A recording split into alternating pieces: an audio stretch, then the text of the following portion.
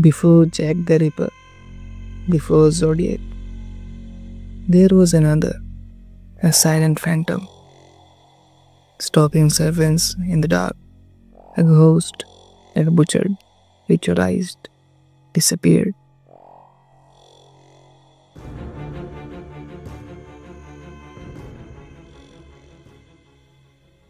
Austin, Texas, 1884, a city between the Wild West and the modern world. Railroads scream in, electricity buzzes to life, and among its sandstone buildings, something ancient and evil stirs. It begins with a whisper.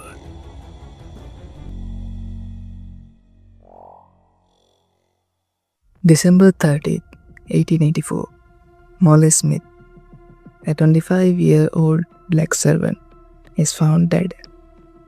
Blood John dragged outside, her head caved in by an axe. There is no scream, no witness, only mutilation.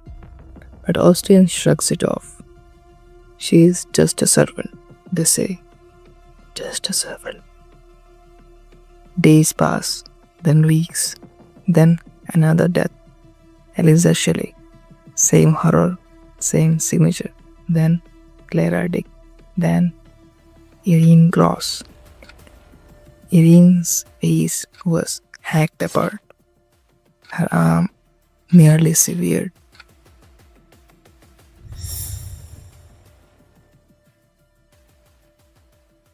These were not murders. These were executions.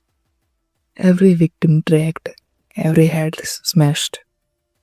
Some had umbrellas placed over the corpses. Others had household items stacked like altars. Was it madness or something deeper, something religious, something ancient?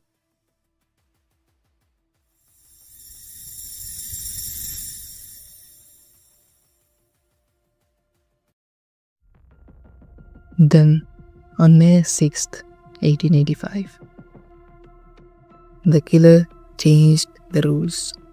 Eula Phillips, a white woman, is found dead, her skull shattered. Her husband James wakes up beside a blood stain, unable to recall a thing. He is arrested, but no one can explain how a man could murder his wife. He returned to sleep in bed untouched. Then Susan Hancock, December 24, 1885. Her hand split with a pickaxe. Her husband unconscious in the next room. The killer had become a ghost.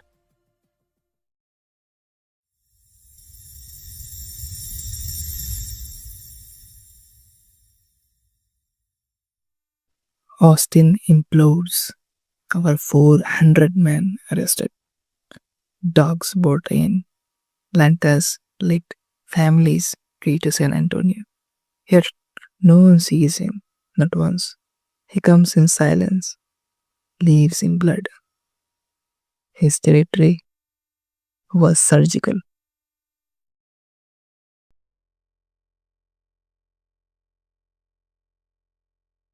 Was it James Phillips, released, a Malaysian cook, beaten, freed, a jealous lover, a butcher, a rock doctor? No charges stuck, no motive found, no patterns. Until now, all victims were gone.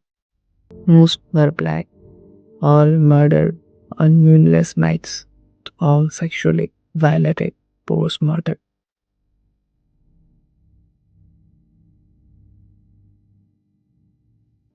Modern FBI profilers would call him an organized lust killer, intelligent, likely white, mid-30s, a sadist with surgical control. But in 1885, there were no profilers, no DNA, no forensics. The killer was always one step ahead. Then he vanished. The killings stopped. just as quickly as they began. Austin could breathe again, but the killer was not done.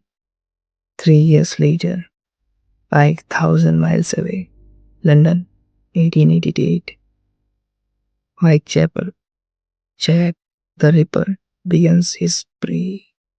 Seeing wounds, seeing silence, same surgical cruelty.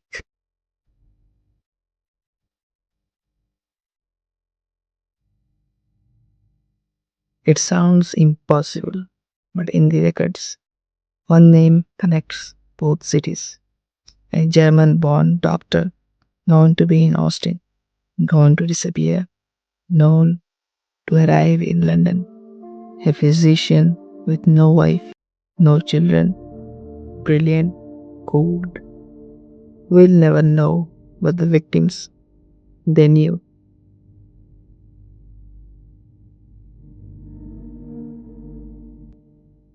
Christmas Eve, 1885. Susan Hancock lies asleep. Her husband hears nothing. She is killed, dragged into the yard, her head cleaved. She was the last, the final message.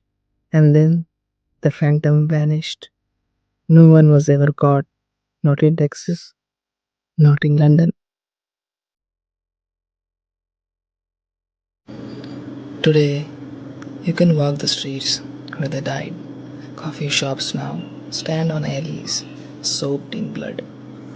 Families live in homes where screams once rang out. There are no plaques, no memorials, only silence. Some say the killer's spirit remains. Some say he never left. Others believe he simply changed names. The Servant Girl Annihilator was not a demon, not a ghost, not a legend. He was a man, and he walked among us.